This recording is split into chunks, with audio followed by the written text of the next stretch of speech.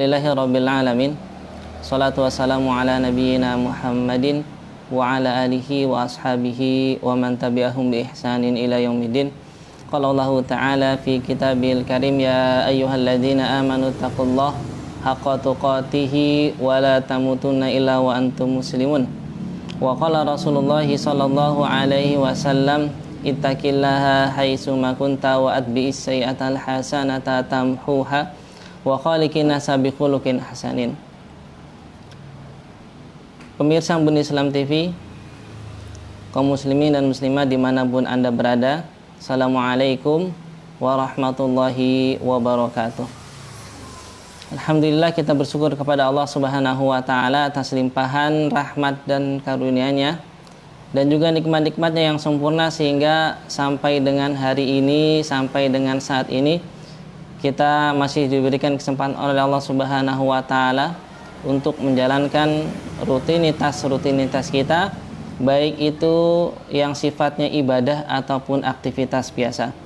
Kemudian salawat serta salam semoga senantiasa tercurah limpahkan kepada suri tauladan kita Nabi Muhammad sallallahu alaihi wasallam.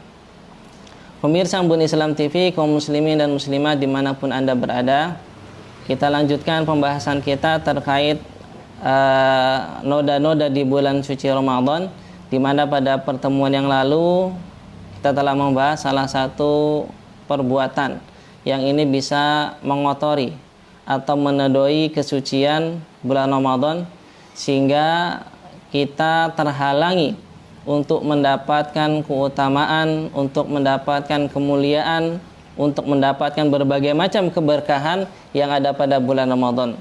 Ya, kemarin kita sudah bahas poin yang pertama adalah berbuka di saat belum waktunya berbuka, ya, atau tidak berpuasa sama sekali ketika banyak di antara kaum muslimin berpuasa.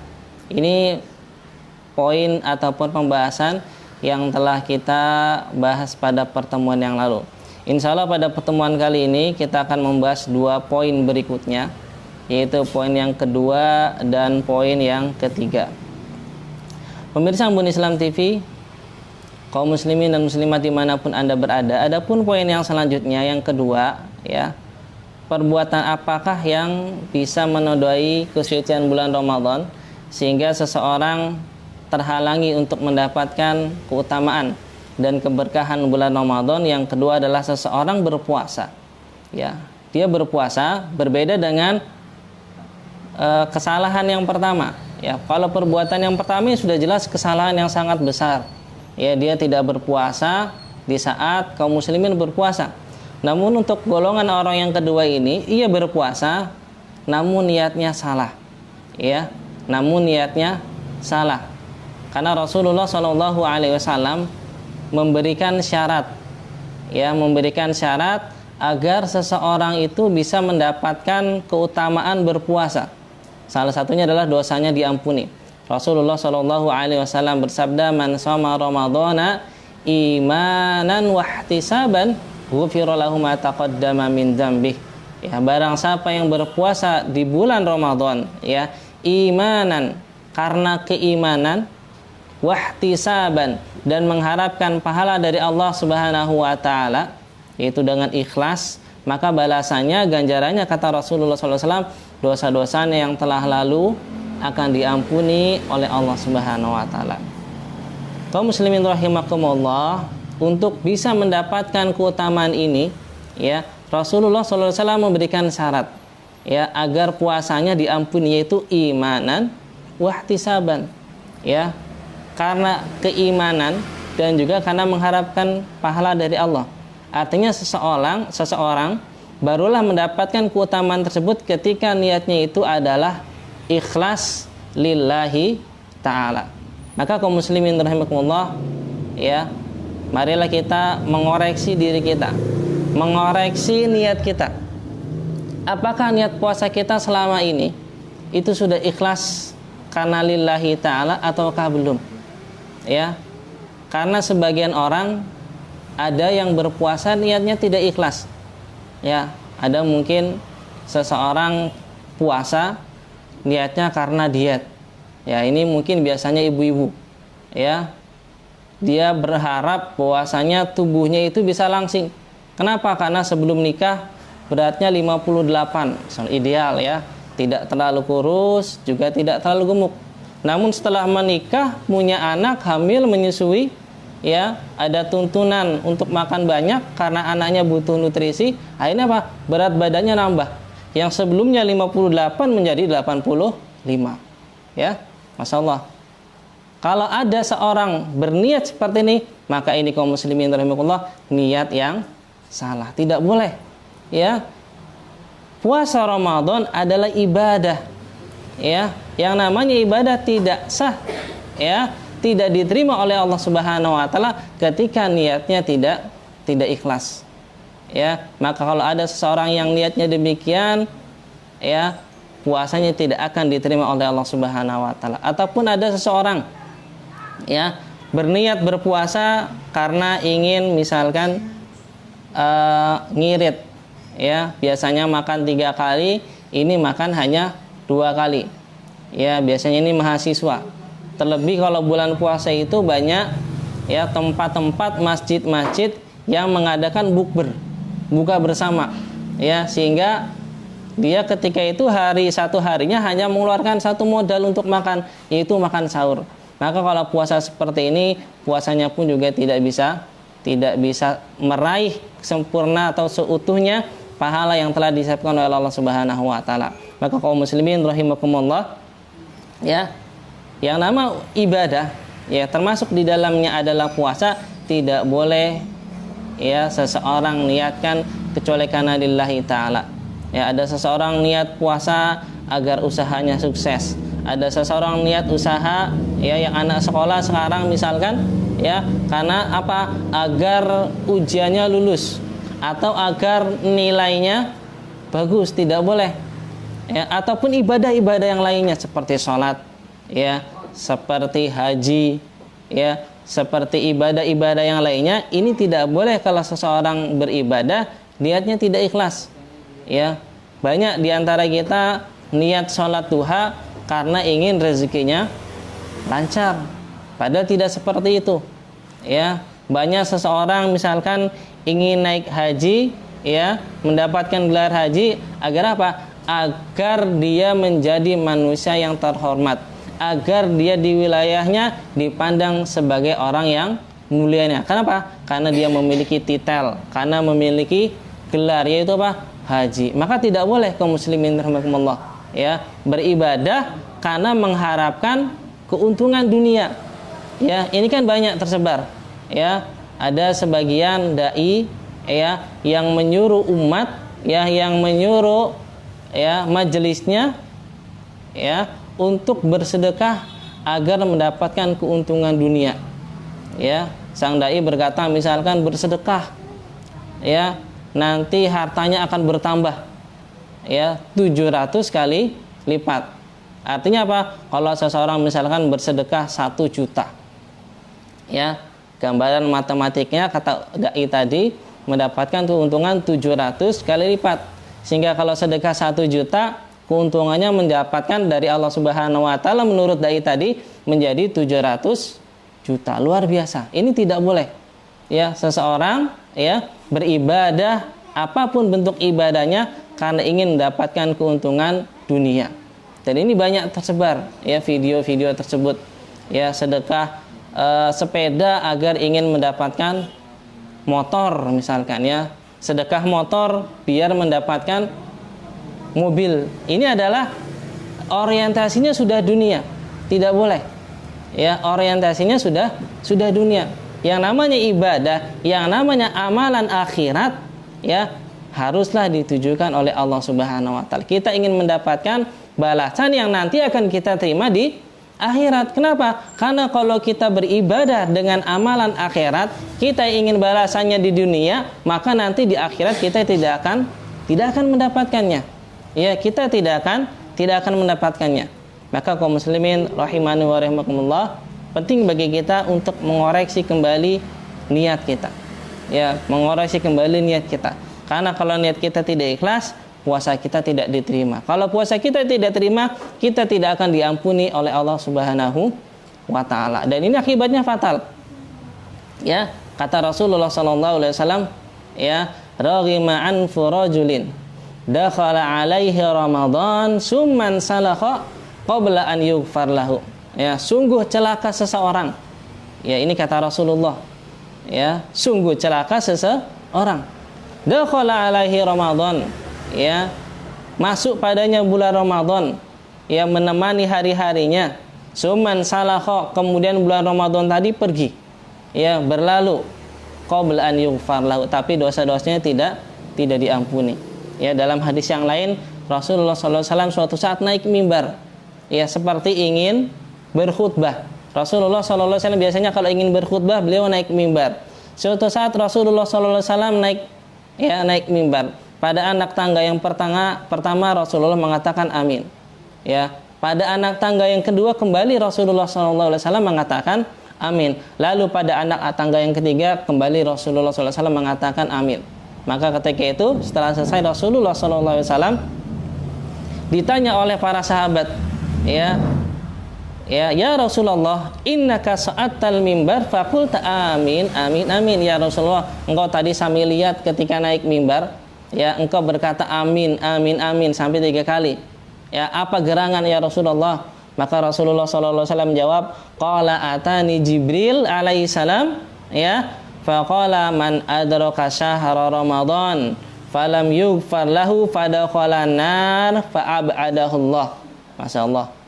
Tadi datang kepadaku malaikat Jibril, kemudian berkata kepadaku, ya Muhammad, ya, man adraka syahra ramadan, ya, barang siapa yang mendapati bulan Ramadan akan tetapi dosa-dosanya tidak diampuni oleh Allah Subhanahu wa taala, fadakhalan nar, maka dia nanti ketika mati di akhirat akan dimasukkan ke dalam neraka, fa'abadahullah, dan akan dijauhkan dari rahmat Allah Subhanahu wa taala. Luar biasa. Ya, seseorang berpuasa tapi puasanya tersebut, ya, tidak membuat ia dosanya diampuni.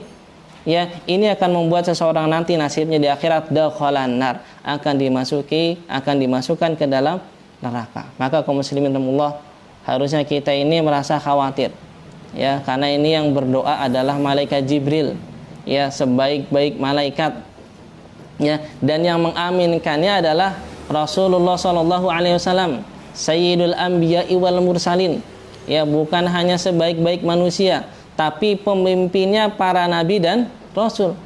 Ya, didoakan oleh malaikat Jibril dan diaminkan oleh Rasulullah sallallahu alaihi wasallam. Maka hendaknya kita takut, ya, takut bahwasanya 1 bulan kita bersama dengan bulan Ramadan tapi dosa kita tidak diampuni. Karena apa? Ya, karena tadi, ya, karena kita melakukan salah satu amal yang itu bisa menodai kesucian bulan Ramadan sehingga kita terhalang untuk mendapatkan keberkahan bulan Ramadan. Dan salah satunya dari yang sedang kita bahas yaitu seseorang berpuasa tapi niatnya tidak ikhlas. Ya, maka kaum muslimin harusnya kita kembali perhatikan, sudah ikhlaskah niat kita? Ya, kalau belum ikhlas maka ikhlaskanlah niat kita.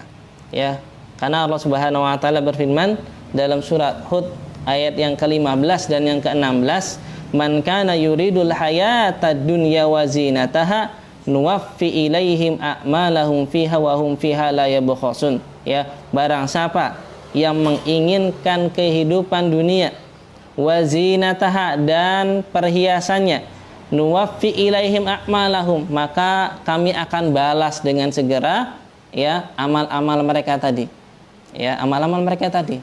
Ya, seseorang beribadah nih ingin mendapatkan dunia, ya, bisa jadi dibalas. Oke, ya, Anda beribadah karena ingin mendapatkan keuntungan, akan kami berikan keuntungan di dunia, kata Allah Subhanahu wa taala. Wa hum lahum fiha la yabkhasun, dan mereka tidak akan dirugikan. Ya, mereka tidak akan dirugikan, akan tetapi, ya, ayat yang selanjutnya Allah Subhanahu wa taala, ulaikal ladzina laisa lahum fil akhirah, akan tetapi mereka tidak akan mendapatkan balasannya di akhirat. Ya, tidak akan mendapatkan bagian, ya, tidak akan mendapatkan balasannya di akhirat, ya, illan nar, kecuali balasannya nanti adalah neraka, ya, wa habita ma sana'u, dan telah batalah, ya, terhadap apa yang mereka kerjakan, wa batilun ma kanu ya'malun, dan batil, ya, batal amal-amal yang mereka usahakan di dunia. Ya, jadi seseorang yang beramal di dunia, ya, dengan amalan akhirat tapi niatnya adalah mengharapkan dunia, ya, bisa jadi diberikan apa yang mereka niatkan, akan tetapi nanti di akhirat dia tidak akan mendapatkan bagiannya sedikit pun. Ya, maka ini kaum muslimin rahimakumullah, ya, harus kita perhatikan. Kemudian dalam ayat yang lain, ya, Allah Subhanahu wa taala berfirman, ya, man kana yuridu harsal akhirah ay amalal akhir man kana yuridu harsal akhirah nuzid lahu fi harsihi wa man kana yuridu harsad dunya nu'tihi minha wa ma lahu fil akhirati min nasibin. Ya, barang siapa yang mengharapkan keuntungan akhirat, nuzid lahu fi harsihi, maka akan kami tambahkan keuntungannya. Ya, ingat kalau niatnya adalah akhirat. Ya, niatnya adalah akhirat. Ya, wa man kana yuridu harsad dunya, akan tetapi barang siapa yang menginginkan keuntungan dunia, nu'tihi minha, ya kami berikan juga. Ya, kami berikan juga. Wa ma lahu fil akhirati min nasibin, akan tetapi mereka di dunia, di akhirat nanti tidak akan mendapatkan bagiannya. Ya, kemudian ya Ibnu Abbas salah seorang sahabat, ya, sepupu Rasulullah SAW, ya, pemimpinnya para mufasir, para ahli tafsir, beliau menjelaskan tentang, ya, tafsir dari ayat surat Hud ayat yang ke-15, 16 sampai ke-16. Beliau mengatakan, ya, man amila shalihan iltimasad dunya, barang siapa yang beramal karena ingin mendapatkan dunia, ya, sauman aw salatan aw tahajjudan bil lail, baik itu amalannya berupa salat ataupun puasa ataupun dia salat tahajud pada malam hari, la ya'maluhu illal timasad dunya, dan dia tidak beramal dengan amal-amal tadi kecuali ingin mendapatkan keuntungan dunia, ya, yaqulullah, maka Allah Subhanahu wa taala akan berfirman, uwaffihil ladil tamasa fid dunya minal masabah, kata Allah Subhanahu wa taala, aku akan balas sesuai dengan apa yang dia niatkan. Ya, kalau dia ingin mendapatkan keuntungan dunia, ya akan aku berikan sebagaimana yang dia inginkan. Ya, akan tapi wahabitu amaluhu alladhi kana ya'maluhu iltimasad dunya, akan tetapi amalan yang dia ingin mendapatkan keuntungan dunia itu habito, ya, batal, ya, batal, tidak akan mendapatkan balasan di akhirat. Wa fil akhirati minal khasirin, dan dia nanti di akhirat akan menjadi orang yang rugi. Kenapa rugi kaum muslimin rahimakumullah? Karena dia di dunia sudah berusaha dengan susah payah, ya, sudah berpuasa, tapi apa yang ia dapatkan hanya lapar dan juga haus. Dia sudah bangun tengah malam untuk sholat tahajud, tapi niatnya ingin mendapatkan keuntungan dunia agar usahanya lancar, agar usahanya sukses, ya, maka apa? Sholat malam, sholat tahajud yang ia lakukan dengan susah payah, menahan rasa kantuk, membaca surat-surat, berdiri, ruku, ya, sujud, ya, itu hanya capek belaka, hanya bergadang saja. Ia tidak akan mendapatkan balasan dan pahala dari Allah Subhanahu wa taala. Maka kaum muslimin rahimakumullah, marilah, ya, kembali kita introspeksi diri, apakah selama ini puasa kita ini sudah ikhlas atau belum? Ya, kalau belum ikhlas, maka mari kita ikhlaskan, ya, niat kita hanya kepada Allah Subhanahu wa taala. Ini poin yang kedua. Kemudian poin yang selanjutnya yang ketiga, ya, perbuatan apa saja yang bisa menodai kesucian bulan Ramadan. Selanjutnya adalah seseorang yang berpuasa, ya, seseorang berpuasa namun sayangnya ia meninggalkan ibadah sholat. Ya, kaum muslimin rahimakumullah, ya, kemarin sudah kita jelaskan salah satu indikasi perbuatan tersebut adalah dosa besar, adalah ia meninggalkan salah satu di antara rukun Islam. Rukun Islam yang 5. Ya, ketika salah satunya ditinggalkan, maka dia telah melakukan salah satu di antara dosa besar. Ya, seseorang tidak berpuasa, kemarin sudah kita jelaskan, maka dia telah berdosa besar. Ya, seseorang tidak zakat padahal ia mampu, maka dia berdosa besar. Seseorang tidak berhaji padahal ia mampu, maka ia berdosa besar. Maka seperti itu pun pula, ya, seseorang ketika tidak sholat, maka dia dosa besar.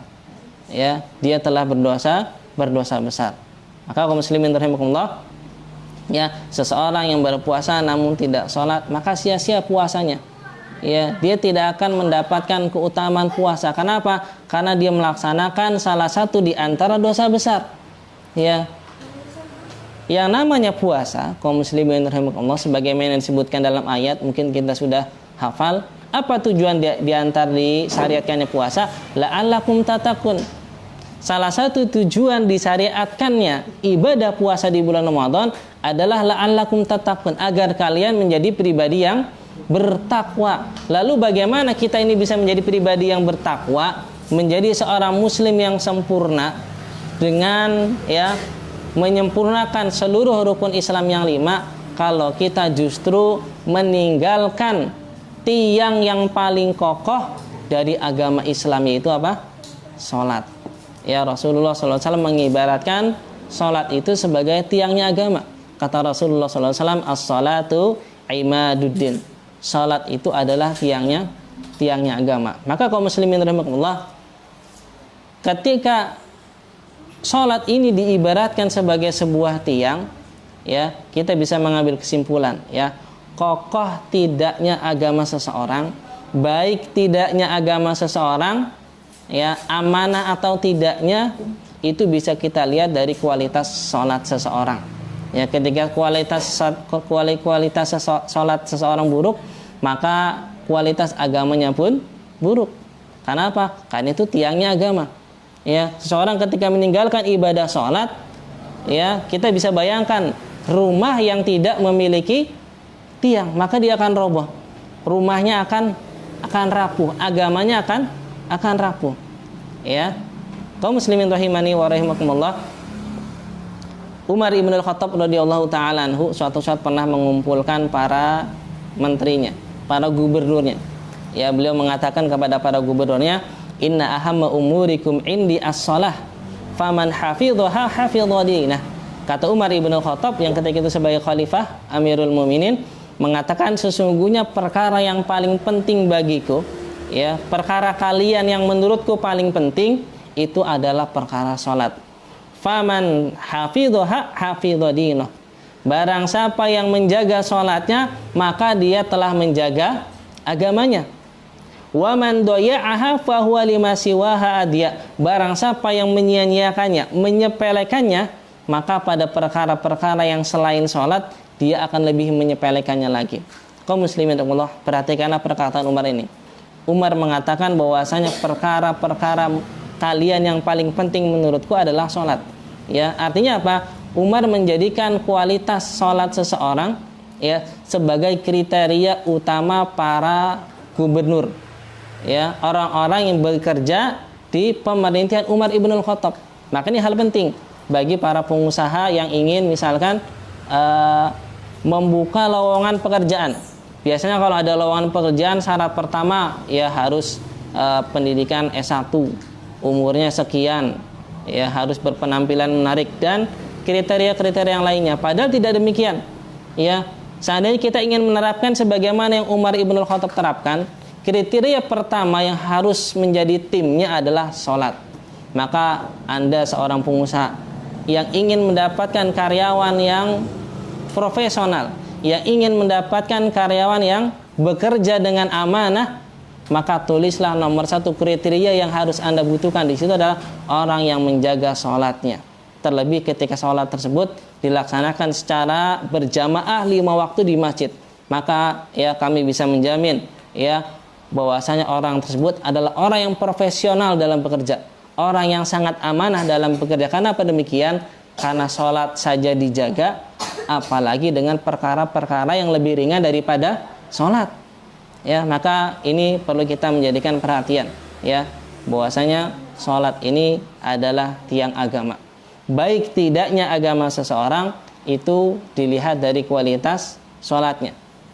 Makanya tadi Umar ibn al-Khattab mengatakan, wa man doya'aha fa huwa lima siwaha adya. Ya, barang siapa yang menyepelekan ibadah sholat, maka perkara-perkara yang lainnya dia akan lebih menyepelekannya. Makanya kita bisa perhatikan, orang yang kualitas sholatnya buruk, maka dia tidak akan amanah. Kenapa? Karena perkara yang sangat penting saja sholat, ini berani ia remehkan, berani ia tinggalkan, lalu bagaimana ia bisa amanah dan profesional dalam bekerja? Bagaimana seorang kepala keluarga bisa mendidik anaknya dengan baik kalau sholatnya saja ditinggalkan? Kepala keluarga kalau sholatnya saja sudah tidak bagus, kualitasnya tidak baik, maka dia pun tidak akan menjadi seorang pemimpin keluarga yang baik. Karena sholat inilah yang menjadi parameter kebaikan agama seseorang. Ya, kemudian Umar ibn al-Khattab mengatakan, wala hadza fil islami liman tarakas shalah, dan tidak ada tempat bagian dalam agama Islam bagi orang yang meninggalkan salat. Masyaallah. Ya, ini sesuai dengan sabda Rasulullah sallallahu alaihi wasallam. Qala Rasulullah sallallahu alaihi wasallam, bainal abdi wa bainal kufri tarkus shalah. Ya, batas antara seorang hamba ya dengan kekufuran itu adalah meninggalkan sholat. Artinya apa, kaum muslimin rahimakumullah, ketika seseorang memang sudah meninggalkan sholat secara keseluruhan, ya, maka dia telah, sebagaimana yang Rasulullah SAW sabdakan, faqad kafar, dia telah kufur. Ya, walaupun hukumnya ini ada rinciannya, walaupun hukum tentang meninggalkan sholat ini ada rinciannya, namun tentunya di sini kami hanya ingin menekankan bahwasanya sholat ini adalah salah satu ibadah yang sangat penting. Ya, sholat ini adalah amalan yang pertama kali akan dihisab. Sholat ini adalah nasihat terakhir yang Rasulullah SAW pesankan sebelum beliau wafat. Rasulullah SAW ketika wafat, ya, sedang menghadapi sakaratul maut, menahan rasa sakitnya sakaratul maut, Rasulullah SAW masih sempat memberikan sebuah nasihat. Nasihat apa? Ya, sebagaimana yang diceritakan oleh salah satu istri Rasulullah SAW, kana min akhiri wasiyati Rasulillah sallallahu alaihi wasallam as-shalah as-shalah. Ya, sesungguhnya ya di antara nasihat terakhir, pesan terakhir, wasiat terakhir yang Rasulullah SAW sampaikan itu adalah jagalah salat, jagalah salat. Maka ini kaum muslimin rahimakumullah, renungkanlah bagaimana Rasulullah sallallahu alaihi wasallam dalam keadaan sakaratul maut, ya, dalam keadaan menahan rasa sakitnya sakaratul maut, beliau masih memikirkan umatnya. Kenapa Rasulullah tidak berzikir saja? Kenapa Rasulullah ketika sakaratul maut tidak membaca Al-Quran? Tentu hal tersebut bermanfaat, ya, tentu hal tersebut bermanfaat. Tapi Rasulullah tahu ada sesuatu yang lain yang lebih penting yang harus dia lakukan, yaitu apa? Mengingatkan umatnya tentang menjaga sholat. Karena apa? Karena tadi sudah kami sampaikan, ya, karena Rasulullah tahu bahwasanya apa? Kualitas baik tidaknya agama umatnya, agama seseorang itu dilihat dari bagaimana ia menjaga sholatnya, bagaimana kualitas sholatnya. Maka seseorang yang kualitas sholatnya buruk, maka kualitas agamanya pun juga buruk. Sebaliknya, seseorang yang kualitas sholatnya baik, maka apa? Maka kualitas agamanya pun akan baik. Maka inilah kaum muslimin rahimakumullah, poin yang kedua, seseorang berpuasa namun ia tidak sholat, maka puasanya ini sia-sia. Ya, ia hanya mendapatkan lapar dan haus. Ya, sehingga seseorang yang berpuasa tapi tidak sholat termasuk ke dalam salah satu perbuatan yang menodai kesucian bulan Ramadan, sehingga menghalangi orang tersebut untuk mendapatkan keutamaan, keberkahan, kemuliaan bulan Ramadan ini. Ini mungkin kaum muslimin rahimani wa rahimakumullah, ya, 2 poin tambahan dari tema yang kita bahas, yaitu noda-noda, ya, di bulan suci Ramadan. Sehingga kita sudah membahas 3 poin. Yang pertama adalah seseorang yang tidak berpuasa, yang kedua seseorang yang berpuasa tapi tidak ikhlas, yang ketiga adalah seseorang berpuasa namun ia tidak sholat. Insya Allah kita akan membahas, ya, poin-poin selanjutnya pada pertemuan yang akan datang. Ini saja mungkin yang bisa kami sampaikan, kurang lebihnya mohon maaf. Aku qouli hadza wa astaghfirullah li wa lakum, wallahu taala a'lamu bissawab. Wassallallahu ala nabiyyina Muhammadin wa ala alihi wa sahbihi ajmain. Wassalamualaikum warahmatullahi wabarakatuh.